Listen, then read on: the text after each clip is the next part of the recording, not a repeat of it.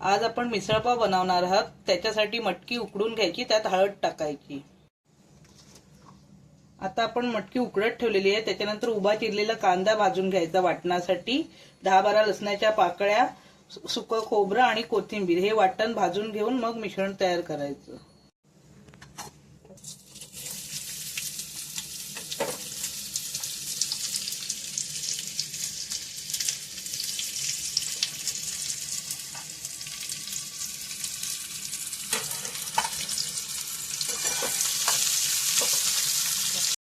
कांदा ब्राऊन होईपर्यंत भाजून घ्या। त्याच्यानंतर त्याच्यात सुकं खोबरं भाजून घ्या ब्राऊन होईपर्यंत।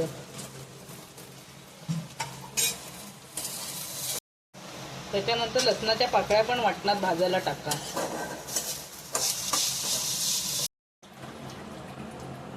पहिला तेल घालावे। ते गरम झाल्यावरती थोड्या वेळात कढीपत्ता टाकावा। त्यात कढीपत्ता टाकावे।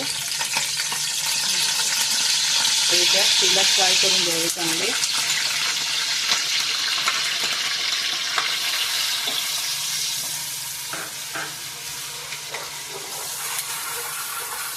वाटणाला तेल सुटेपर्यंत भाजून घ्यावे आणि नंतर 2 टोमॅटोची प्युरी टाकलेली आहे।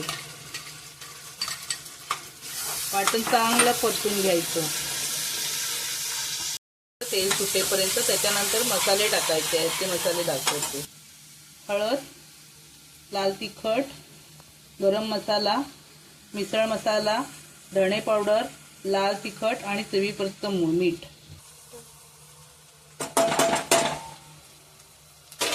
ते पण तेलात चांगले भाजून घ्यावे, मग चव चांगली येते। तेल सुटेपर्यंत भाजून घ्यायचे।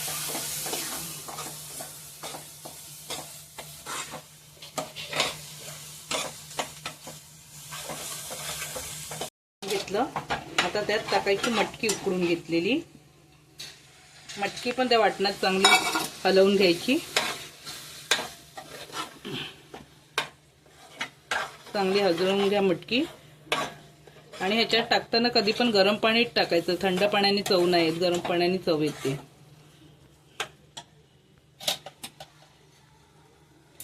आता ह्याच्यात गरम पाणी टाकून घ्या। चांगली तरी सुटेपर्यंत, वरपर्यंत पाणी जरा मिसळ पातळच पाहिजे।